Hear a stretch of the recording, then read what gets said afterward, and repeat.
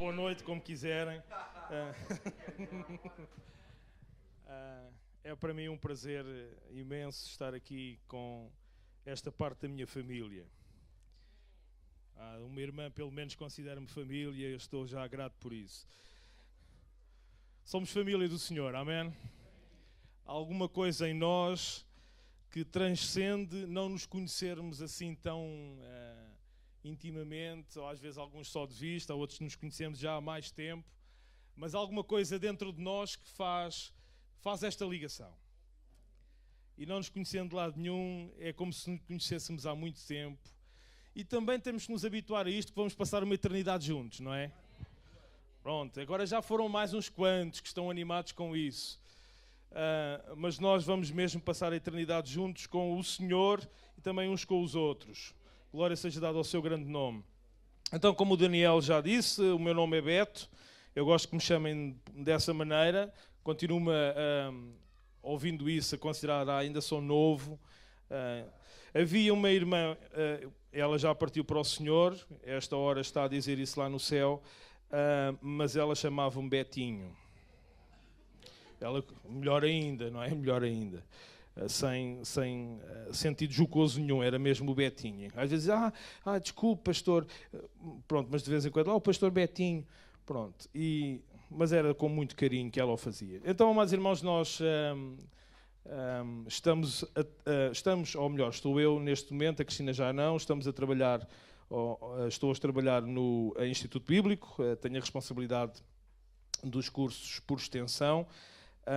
Estamos ali já, vai fazer 10 anos, mas Deus agora trouxe-nos um novo desafio e nós estamos a assumir o pastorado da igreja na área de Louros, ali em Fantado, Tujal e Fanhões, e está a ser um novo desafio que Deus nos trouxe. Queremos estar no centro da sua vontade, queremos que Ele nos guie, nos dirija em todas as coisas, e estamos muito animados por saber que nós, que não temos capacidade alguma inerente, reconhecemos isso, honestamente, mas o Senhor usa aqueles que se disponibilizam e capacita, e é nisso que eu estou seguro no Senhor, e sabemos que Deus vai fazer grandes coisas, não por causa de nós, não por causa de nós, mas por causa dEle e por causa do seu grande nome. Glória seja dada ao seu nome. Amém. Amados irmãos, nesta manhã eu gostava de partilhar com os irmãos alguma coisa que ultimamente tem mexido comigo, que tem a ver com a minha maturidade, como é verdade que eu já reconheço essa maturidade, no mínimo no meu corpo e na minha cara, não é? Quando olho para o espelho, está aí algumas coisas que não estava quando tu nasceste, não é? Algumas novas rugas, é isso que se diz. É notório isso, também é notório, também dizem que isso é normal, que a partir dos 40 anos, se alguém se levantar sem dores, é porque morreu. Isso eu confirmo isso, não é? Então, nesse aspecto, há uma maturação do meu corpo, da minha pessoa, mas eu tenho pensado, e como crente, como aquele que segue o Senhor, que maturidade é que eu tenho? E nesta manhã gostava, através da história de um homem, que nós pudéssemos ver qual é o elemento essencial para que eu tenha a maturação que Deus quer que eu tenha. E Deus não quer filhos raquíticos que não se desenvolvem, subdesenvolvidos. Ele quer gente madura. E, amados irmãos, deixem-me já dizer do princípio, com muita frontalidade, isto não tem a ver com anos de crente. Não tem a ver com anos de crente. Conta-se a história de um professor que 30 anos de ensino foi substituído por um que só tinha 2 anos de ensino. E ficou muito irritado mesmo. Foi queixar-se à direção da escola. Como é que é possível vocês irem-me substituir por um gaiato? Está agora 2 anos de ensino. Eu tenho 30 anos de ensino. E o diretor voltou-se para ele: não, você tem 30 vezes 1 ano de ensino. Ele, por acaso, tem 2 de ensino. Porque ele não tinha passado daquele primeiro ano, sempre foi igual. Mas aquele novo professor, ele já se estava a desenvolver e tinha já 2 anos de experiência, portanto estava mais maturado do que aquele professor mais velho. E às vezes, amados irmãos, nós caímos nesta esparrela, dizer, porque eu tenho muitos anos, então eu já sou maduro. Então nós vamos ver, através da vida de um homem muito conhecido do Antigo Testamento, chamado Josué. Vamos então lá até ao livro de Josué e perceber aquilo que ele percebeu também. Apesar de ele ser um crente até de muitos anos, ele percebeu a determinada altura da vida dele que ele precisava de um elemento central na vida dele para que a maturação na sua vida acontecesse. E, amados irmãos, a nossa maturação na nossa vida acontece quando cada vez mais Deus é tudo. Vemos Deus em todo o lado. Nisto não tem nada a ver com animismo, não é? Não tem nada a ver com isso, mas eu vejo Deus nas coisas boas e quando não são tão boas na minha vida, eu continuo a ver Deus, porque Deus está lá para me ajudar, para me fortalecer, para guiar a minha vida quando a escuridão aparece. Ele é a luz da minha vida, tem que ser a luz da minha vida. Então, Josué, um homem que nós sabemos, ele foi o ajudante, digamos, o ajudante de campo do... Este irmão quer ganhar o céu. É bíblico, não é? Dar um copo de água a um pequenino, quanto mais a um grande, não é? Mas este homem, nós sabemos que ele foi o ajudante de Moisés, um mancebo. A Bíblia diz que desde jovem ele teve esta referência, um grande homem que ele teve como referência, um homem que também teve as suas falhas, obviamente, mas um homem que foi para ele uma referência e ele foi crescendo olhando para este homem.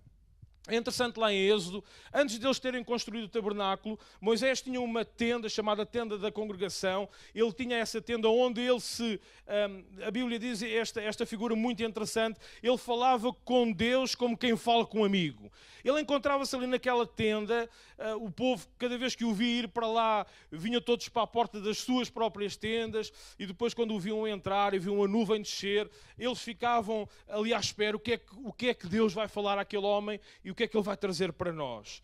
E Josué, é interessante, no versículo 11, capítulo 33 de Êxodo, diz que quando Moisés saía, ele ia à sua vida, ia tratar dos assuntos que tinha tratado com Deus e apresentá-los ao povo, mas diz que Josué se mantinha na tenda. Este rapaz, desde o início, ele diz, eu preciso da presença de Deus na minha vida. Eu preciso tornar Deus o centro da minha existência. E, amados irmãos, eu não sei o que acontece aqui com a igreja, aqui neste lugar, mas às vezes nós estamos na igreja perifericamente. Deus não faz parte do centro, ou melhor, não é o centro da nossa existência. Nós estamos olhando para Deus, mas Ele não é o centro. Nós estamos marginalizados em relação a isso. E olhamos para Deus só no sentido quando nós precisamos dele, quando Ele é mais um recurso do que a nossa própria vida. E se nós queremos ser maduros e na nossa maturação, o que vai acontecer é que nós cada vez mais vamos estar cientes das vitórias que Deus tem na nossa vida. Quando somos muito pequenos, a única coisa que fazemos é chorar para que nos deem comida e dormir, não é? E dão-nos aquela comida e nós não sabemos fazer mais nada, pronto. Depois começamos a desenvolver alguns recursos, fazemos um sorrisinho para a nossa mãe e por aí fora. Mas à medida que vamos crescendo, eu não sei como é que os irmãos, mas eu às vezes abro lá a minha despensa, quando venho das compras, abro a despensa e agradeço ao Senhor. Deus, obrigado. Eu estou a falar de umas coisas muito triviais, materiais. Claro que os meus filhos depois, passado 2 dias, eu volto lá, o que é que aconteceu? Tenho algum buraco na despensa, isto caiu tudo lá para o outro lado. Vou à volta da casa e digo, não, foram os filhos que assaltaram isto. Mas eu dou graças a Deus por aquilo que Deus nos vai concedendo. Mas Deus tem que ser mais que isso. Deus tem que ser mais do que aquele que vai dando elementos para a minha despensa. E quando falo de despensa, não só desta despensa das nossas mercearias, mas a despensa da nossa vida. Oh Senhor, eu preciso isto, eu preciso aquilo. E estamos sempre nessa situação. E Josué precisou de aprender que Deus precisava de ser o centro da sua vida. Quando nós chegamos ao livro de Josué, que tem o seu próprio nome, nós encontramos algumas situações que eu gostava de chamar a atenção dos irmãos para nós percebermos este processo de maturação que pode ser importante, ou melhor, é importante para cada um de nós. No capítulo 1 vemos que Deus disse, olha, o meu servo Moisés é morto, agora é o teu tempo. Tu já desenvolveste algumas características da tua vida, agora já estás com capacidade para assumires algumas responsabilidades. O meu Josias, que é o meu filho mais novo, já tentou assumir uma responsabilidade que ele ainda não tem capacidade. Foi pegar na chave do carro e ligar o carro. Ele ainda não tem essa capacidade para ter essa responsabilidade. Ele ligou, o carro deu aquele solavanco normal que dá e ele desatou a fugir, deixando o carro a trabalhar. Porque não tinha responsabilidade. Eu sei que ele mais tarde ou mais cedo vai ganhar essa responsabilidade, vai tirar a licença para poder conduzir e eu depois nunca mais vou saber do meu carro. Eu sei que isso vai acontecer. Mas Josué, ele desenvolveu-se, como nós já vimos, ele foi olhando para Moisés, foi aprendendo dele, foi vendo também o relacionamento que Moisés tinha de intimidade com Deus, quis resolver essa situação. Ele era uma pessoa diferente, ele era uma pessoa que não tinha as mesmas características que Moisés, e agora chega a esta altura, Moisés já não está lá, já não é a referência, e Deus diz, olha, a partir de agora és tu que vais assumir uma responsabilidade. Já maturaste o suficiente para assumires essa responsabilidade. Claro que Deus lhe disse, e isto é importante nós tomarmos atenção, de que eu serei contigo tal como fui com Moisés. O segredo está aqui. Aquilo que aconteceu com Moisés irá acontecer contigo desde que tu saibas e continues a viver nesta dimensão de que como eu fui com ele, eu vou ser contigo também.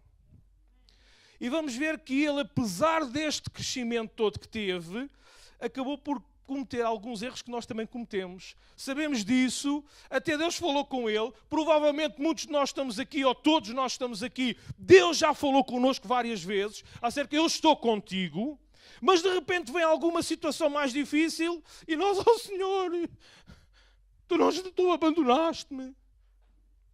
Às vezes somos levados a fazer isso. Às vezes até não proferimos estas palavras, mas cá dentro do nosso coração isso acontece. Então Josué tem agora esta nova tarefa.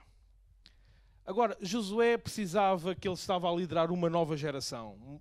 Aquela geração antiga que tinha saído do Egito, ela apareceu toda no deserto. Uma nova geração era aquela que ele agora tinha a responsabilidade de dirigir. E ele passou por várias situações. Deus mostrou àquela nova geração que estava com eles.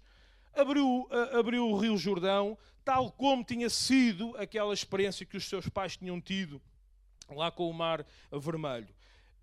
Esteve com eles, sustentou-os. Mas Josué percebeu, nós também precisamos de fazer aquilo que os nossos pais também fizeram. Aquele era um povo que não tinha sido circuncidado, não tinha se assumido como o povo de Deus. E ele fez isso. É necessário nós nos aproximarmos do Senhor. É necessário nós fazermos este caminho. E não é diferente connosco hoje.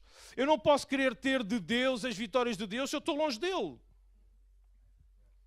Às vezes recebo as vitórias por periferia, não é? Às vezes chega-me ali assim uma nesga da vitória. Mas não é isso que Deus quer para nós. Deus quer para nós as vitórias que Ele tem determinado para a nossa vida. É verdade que também tem lutas, isso é lógico, não podemos ter vitórias sem ter lutas, mas o que Ele quer não é que nós sintamos assim uma nesga do que é ter a vitória de Deus, mas quer que nós sintamos a profundidade da vitória que é aquela que Ele nos quer dar no nosso caminhar com Ele. E Josué percebeu isso. É necessário nós nos consagrarmos ao Senhor, é necessário nós cumprirmos com aquilo que Deus nos mandou fazer, e Ele fez isso com o povo. E Deus começou-se a manifestar com eles. A primeira embate que eles têm, Josué teve a tarefa de conquistar a terra prometida, a terra que era deles, mas que era preciso eles conquistarem. E, meus irmãos, ontem estava a pensar nisso. Ó Senhor, connosco é a mesma coisa. A vida que nós temos nele já é nossa. A Bíblia diz lá em Efésios que nós já estamos sentados nos lugares celestiais, em Cristo. Já lá estamos. A nossa vida que vivemos agora é a vida eterna que vamos continuar a viver. Claro que agora está limitada por esta dimensão que nós estamos, sujeitos a este corpo que se está a definhar. Mas há de chegar o dia, o glorioso dia, em que isso acabará e nós vamos viver para todo o sempre na glória do Senhor. Mas isso já começou agora. Mas é interessante, era a terra que Deus lhes tinha dado, mas eles precisavam de a conquistar. E nós também a mesma coisa. Nós temos esta vida em Cristo, já estamos nele, já estamos no céu, já estamos santificados. Deus olha para nós completamente limpos, mas sabemos também que estamos num processo de conquista, de maturação da nossa própria vida. E precisamos de assumir isso com toda a propriedade. E o que Deus disse a Josué é a mesma coisa que Deus diz connosco. Para essa conquista eu estarei contigo.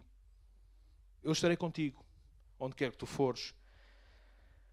Obviamente que é necessário nós aprendermos desta palavra. Medita na lei, não é? De dia e de noite. Não desvies nem para a direita nem para a esquerda, para que te vá bem. Foi o que o Senhor disse a Josué.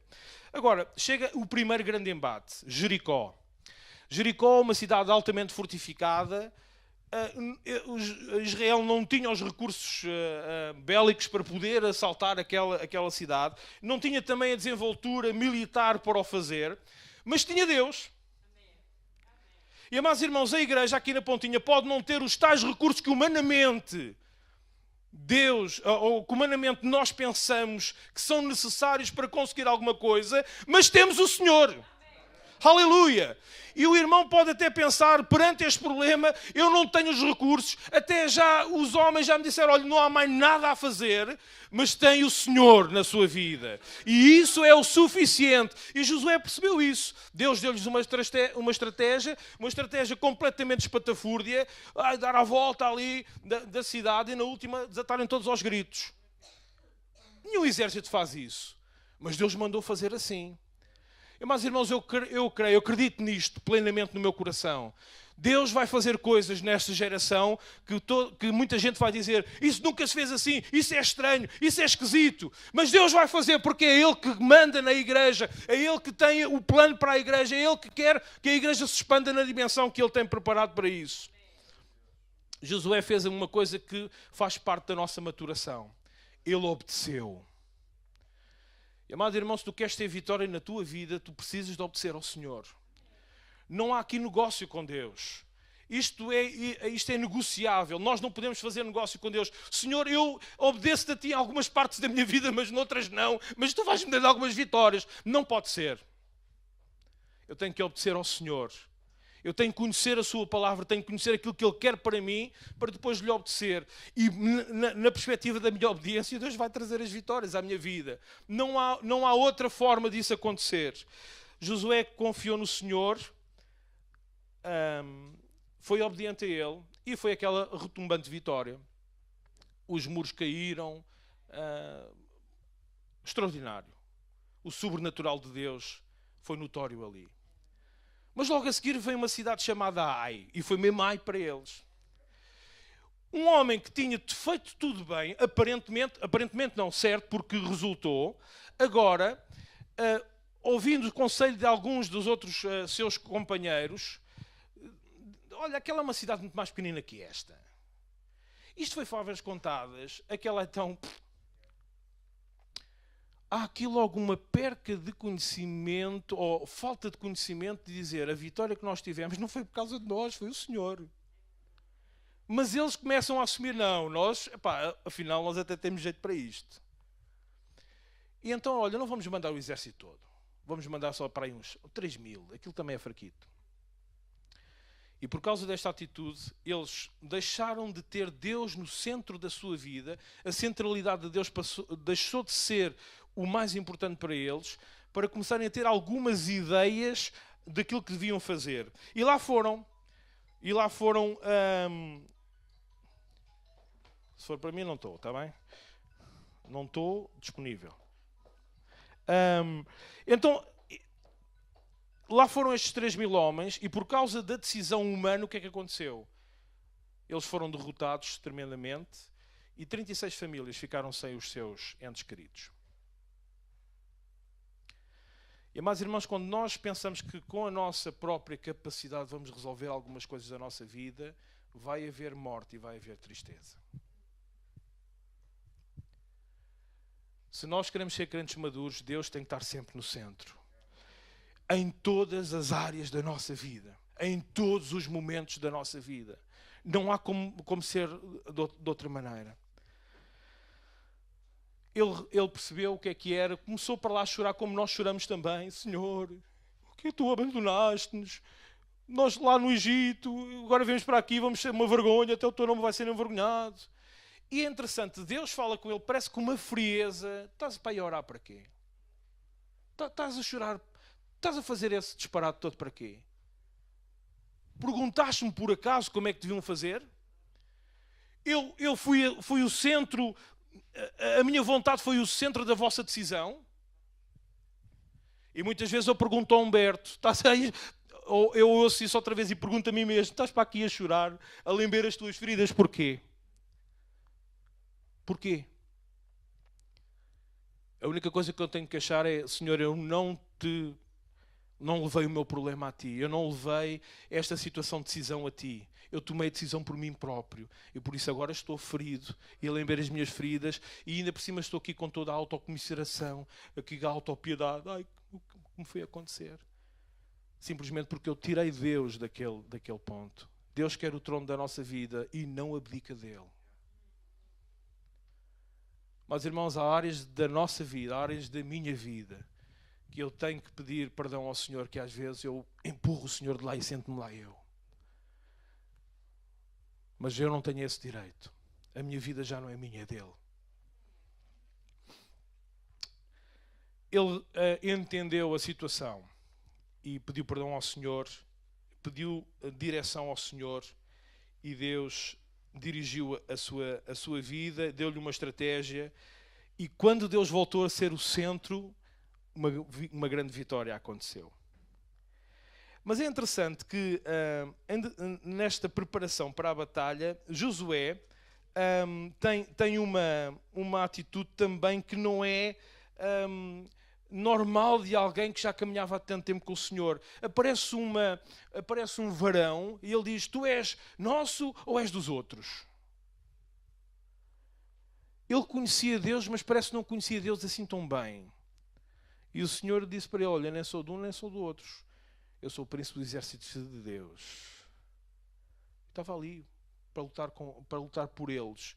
Mas não era de uns, nem era de outros. Ele devia reconhecer Deus nessa situação. E ele ainda não estava no ponto de reconhecer Deus naquela situação. Ai é tomada e eles continuam a sua progressão. Aparecem umas pessoas lá, uns indigentes, todos rotos, vinham, sabes, nós vimos de um país, de uma terra muito longínqua, ouvimos da vossa fama, e nós vimos aqui para fazer uma aliança com vocês, nós não vamos ter capacidade de lutar com vocês, nós não queremos problemas convosco, sabemos que Deus está convosco, queremos fazer aqui uma aliança convosco. E mais uma vez Josué revela que Deus ainda não está no centro da sua vida. E faz um acordo com estas pessoas, sem perguntar ao Senhor, Senhor, é para fazer ou não é para fazer? É para tomar esta decisão? É para direcionar a minha vida nesta vertente ou não? Ele mais uma vez falha aqui, ainda não tinha maturado o suficiente. Estes homens, os gibeonitas, estavam a poucos quilómetros do sítio onde eles estavam. Os portalhões conseguiram ludibriar Josué e o povo de Israel e fizeram um acordo. Agora eles tinham feito um acordo, queriam honrar o acordo, mas perceberam que tinham sido enganados. Chegamos ao capítulo 10. E eu gosto muito desta transição, esta volta que acontece na vida de Josué e também, obviamente, no povo. E, amados irmãos, nesta manhã, se nós precisamos disso, que Deus dê esta volta na nossa vida. Se há sítios, lugares, partes da nossa vida que ainda Deus não está no centro, que nesta manhã o Senhor possa tomar esse lugar.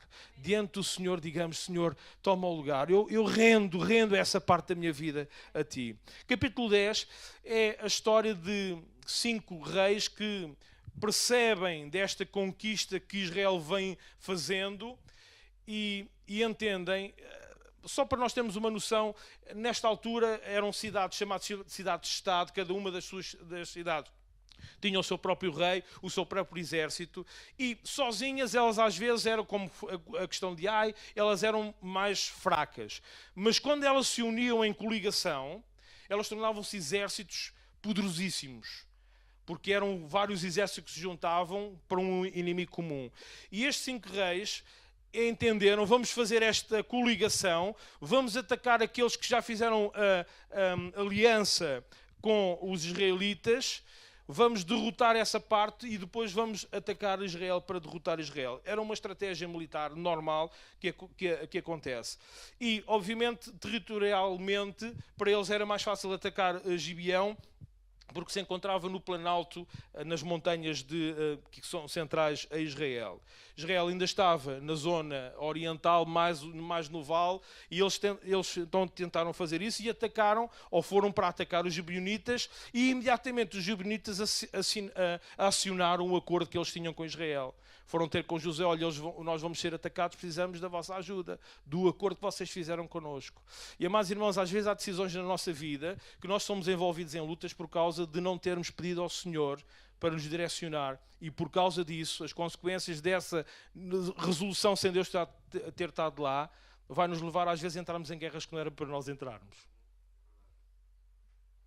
Há coisas que Deus não quer que nós lutemos, mas às vezes por causa da nossa teimosia em fazer aquilo que nós queremos, nós somos envolvidos nisso. E Israel foi.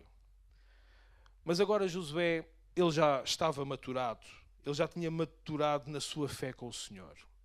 Ele assumiu a situação, como nós devemos fazer também, foi a nossa decisão. Ele assumiu a situação, preparou o exército, não foi só com 3.000 e tal homens, não, levou o exército todo, chamou o exército todo para a batalha e foi em direção a esta batalha. Mas agora, ele quis obedecer ao Senhor. Senhor, nós vamos ter que entrar nesta batalha. Batalha que provavelmente não tínhamos que entrar, mas por causa da decisão que nós tomámos sem tu estares, Senhor, perdoa-nos por isso, mas nós precisamos da tua ajuda. Precisamos que tu te tornes o centro da nossa vida. E, amados irmãos, eu gosto disto, quando percebo que, apesar dos nossos erros, às vezes as nossas más decisões, Deus ainda é misericordioso, como nós cantamos hoje, para nos ajudar mesmo nessas situações que foram originadas pela nossa própria vontade. Amado irmão, às vezes ficamos tão frustrados e dizer: olha, eu cometi tanto erro que o Senhor já não se interessa de mim. Isso é mentira. Isso é mentira do diabo. É mentira que ele mete na nossa cabeça. Deus está sempre interessado em nós. E quem é pai percebe isso. O meu Josias, que alguns irmãos conhecem, é um rapazinho muito diferente do Davi. O Davi é um moço muito mais calmo. O Josias não, trouxe a energia toda dele e de não sei quantos mais. E está sempre a aprontar coisas, está sempre a fazer. Mas é verdade, às vezes irrita-me solenemente aquilo que ele faz, as decisões que ele toma. Mas é o meu filho. Eu amo muito, não é? E às vezes tenho que lhe dar uma palmada de amor, não é? Falar assim numa linguagem mais gestual com ele. Mas é porque eu o amo muito, que eu quero que ele seja um bom homem, que se torne numa pessoa como deve ser. E, amados irmãos, se nós, nesta dimensão tão falha que é a nossa, temos esta percepção, quanto mais Deus, quando olha para nós, apesar das nossas falhas, dos nossos erros, apesar das más decisões que nós tomamos, irmão, não fique agarrado a essa mentira. Deus já não vai fazer nada na minha vida, agora tenho que me aguentar. Não, Deus ainda quer que você volte ao centro do plano que Ele tem traçado para si. Antes de você existir, antes de criar o mundo, Deus já tinha traçado isso. E Deus quer que você esteja nesse plano e que ele volte a ser o centro da sua existência. Josué tomou essa atitude. Senhor, nós fizemos a geneira, mas, Senhor, se tu puderes vir connosco. Claro que ele lembrou-se daquilo que o Senhor tinha falado com ele lá atrás, como nós já falámos. Eu serei contigo. Onde tu colocares o teu pé, isso será teu. Deus vai, eu vou contigo onde quer que tu fores, eu estarei contigo. Ele lembrou-se dessa promessa, aludiu a essa promessa. E agora, no versículo 8 do capítulo 10, e o Senhor disse a Josué: não os temas, porque eu os tenho dado na tua mão, nenhum deles se parará diante de ti. Voltou a reforçar aquilo que ele tinha dito lá no início, na sua vida. Não fiques com medo, eu vou contigo. Amado irmão, Deus continua a dizer a mesma coisa a nós. Não estejas com medo, Deus vai contigo. Ah, mas é esta doença. Não tenhas medo, Deus vai contigo.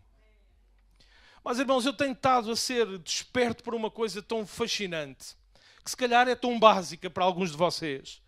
Mas nem a morte nos pode tirar das mãos do Senhor. Quando Paulo dizia para mim, o viver é Cristo, morrer é ganho.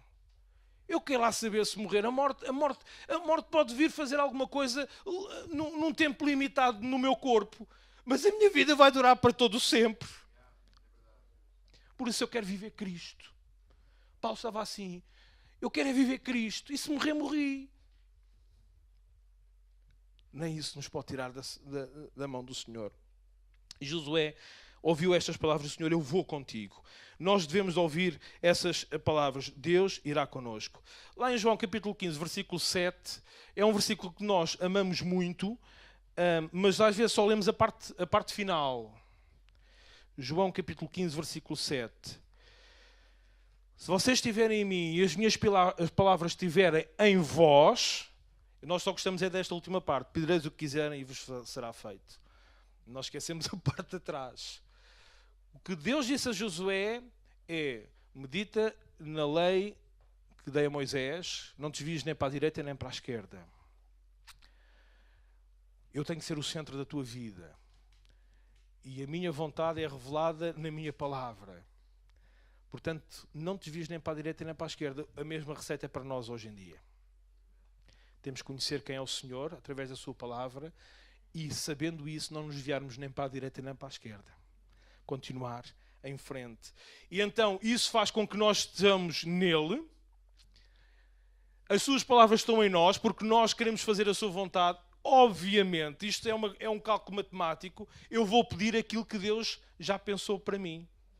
Então, se eu vou pedir aquilo que Ele já pensou para mim, Ele vai me dar. Amém.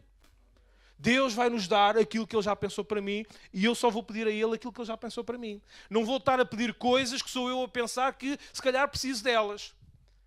E, amados irmãos, deixem-me dizer que às vezes nós queremos tanto uma coisa e não questionamos se é essa coisa que Deus nos quer dar. E deixe-me ir um bocadinho mais longe. Às vezes Deus não nos quer devolver a saúde. Pastor, o que é que está para aí dizer? E, amados irmãos, temos que ter esta capacidade de sujeição ao Senhor, de perceber, Senhor, se a minha falta de saúde é a forma de eu chegar ao céu, que fique doente.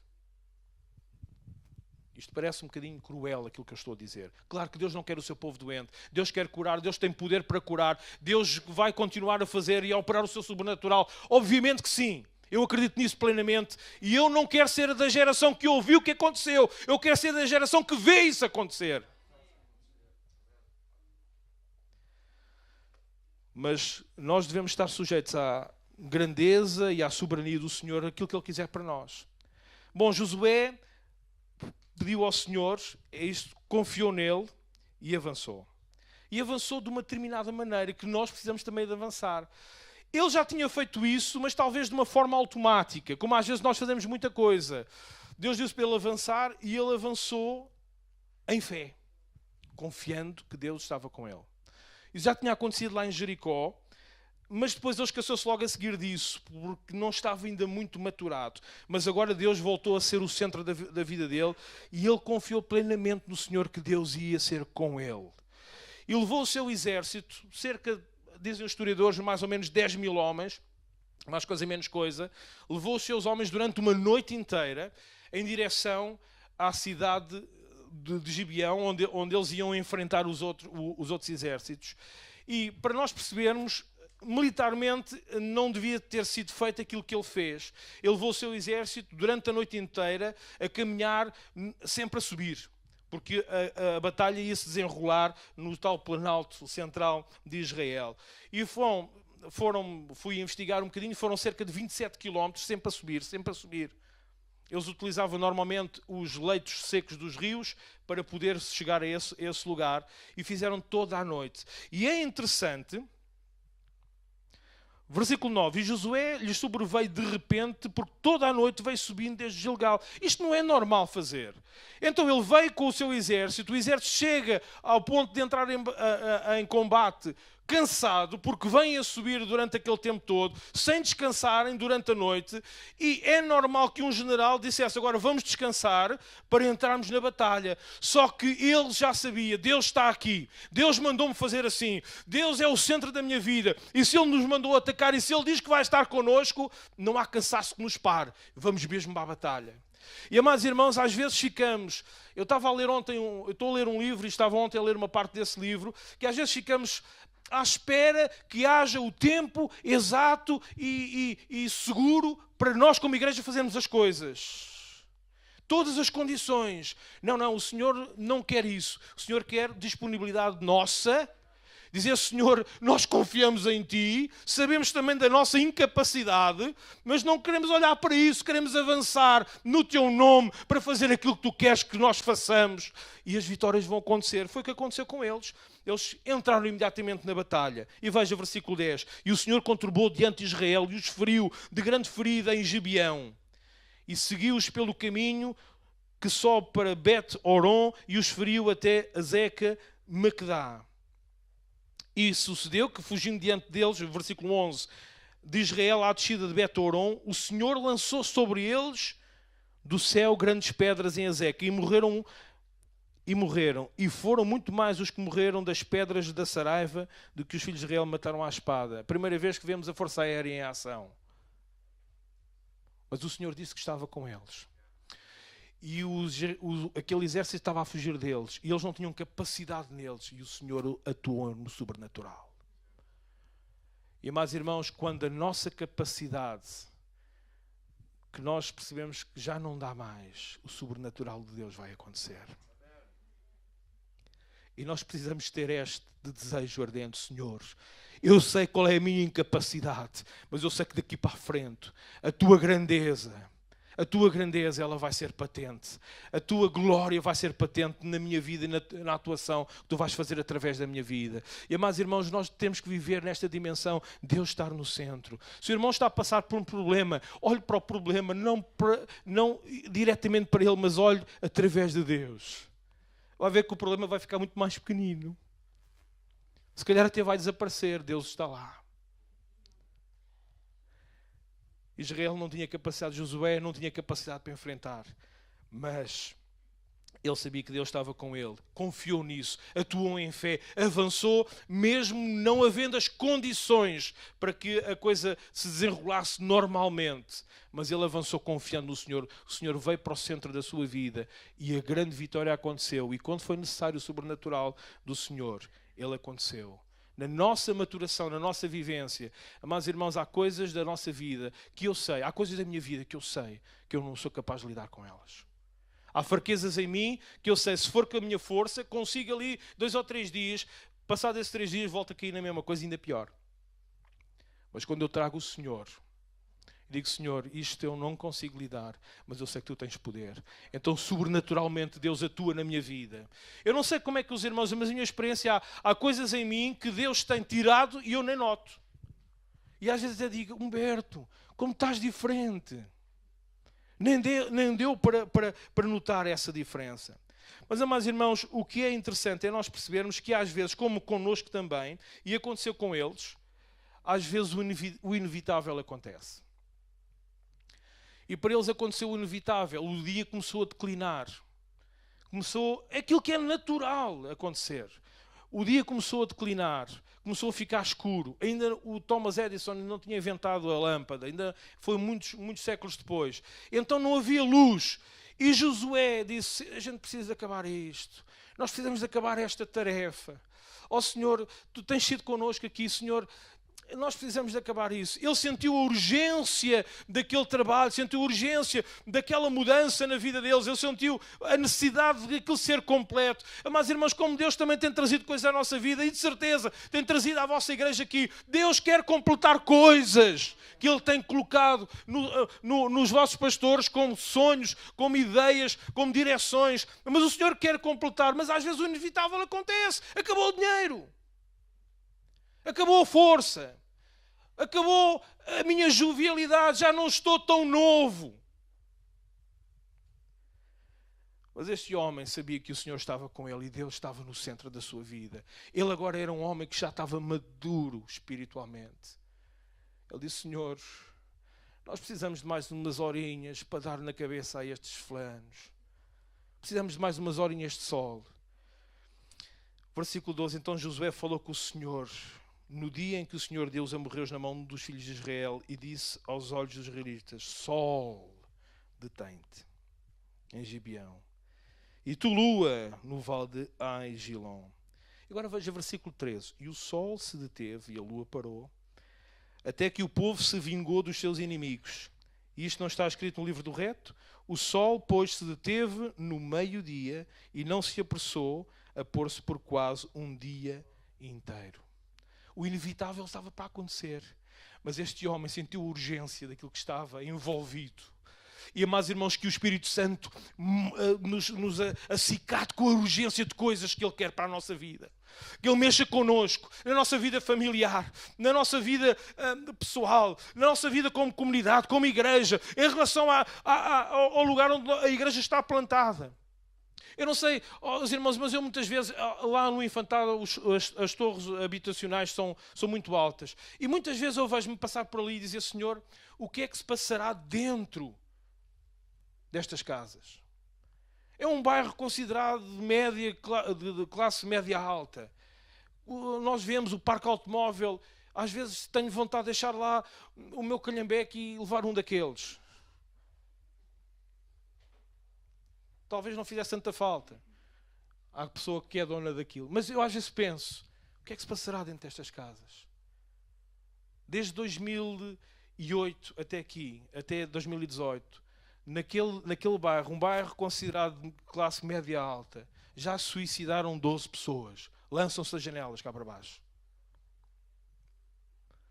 E eu, como parte da igreja, digo: Senhor, o que é que eu estou a fazer? Qual é o sentido de urgência que há em mim, de modo a que eu levo o teu amor, a tua graça, a tua libertação a estas pessoas que estão aqui à minha volta, que vivem aqui, que comungam comigo no supermercado, no restaurante, no café? Qual é a urgência que eu sinto? É inevitável estas coisas acontecer. Mas Josué disse: não, quando Deus está, o inevitável pode ser alterado.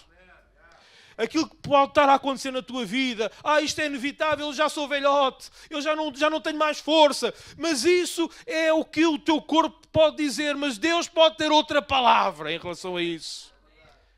Este homem orou. E nós sabemos que estudámos um bocadinho. Eu não estudei quase nada no que diz respeito à astronomia, mas sabemos que os astros não podem parar sozinhos. O Sol não podia parar e a Lua não parou o universo inteiro.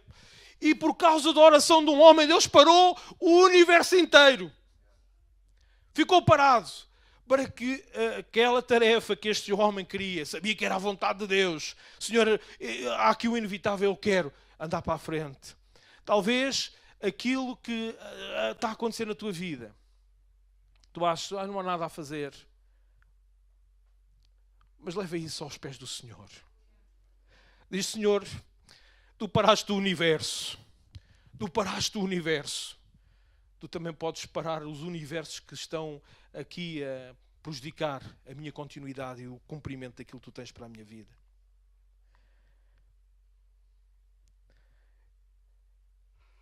Versículo 14 eu gosto muito e eu quero que o Espírito Santo me ajude a chegar a esta dimensão. Não houve dia semelhante a este, nem antes nem depois dele, ouvindo o Senhor assim a voz de um homem. Porque o Senhor pelejava por Israel. O Senhor continua a pelejar aqui pela pontinha. Aleluia. Amados irmãos, perante esta palavra simples, singela, apresentada da forma limitada, diante do Senhor, eu não sei qual é que é a tua situação.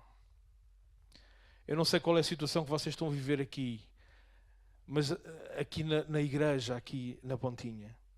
Eu sei qual é que é a minha lá onde estou. E muitas vezes oro ao Senhor e choro aos seus pés: Senhor, como é que vai ser? Como é que vai dar?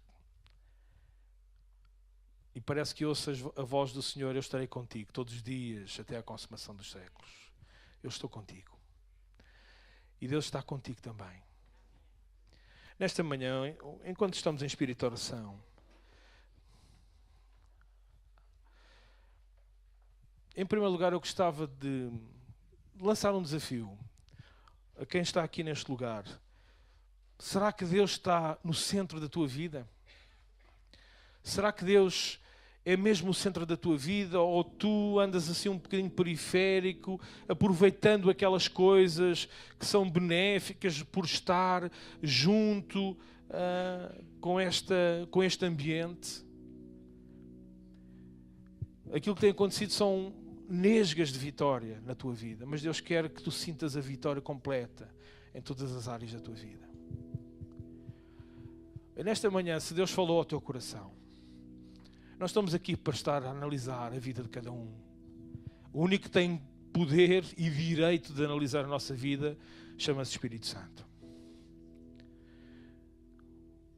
E Ele usa a sua palavra para ir lá mais ao profundo do nosso ser. No sítio onde se formam as motivações. É lá que a palavra de Deus vai. E perante aquilo que Deus tem falado nesta manhã, se Deus não é o centro da tua vida, nesta manhã diante do Senhor, pede a Ele: Senhor, eu quero que Tu sejas o centro da minha vida. Eu não quero ficar assim nesta periferia. Eu não quero ficar nesta mediocridade, neste sentido limitado que eu estou a viver. Em vez de sentir liberdade, sinto-me aprisionado. Parece que isto não flui. Mas Deus não quer isso. Deus quer te demonstrar toda a sua fluidez de poder e de glória na tua vida e através da tua vida. Então, se alguns irmãos estão nessas condições, eu vou desafiar. Corajosamente, saia do seu lugar e venha aqui à frente para nós orarmos. Não é eu orar, mas nós, como igreja, somos a família do Senhor. O ambiente de manifestação de Deus acontece neste meio.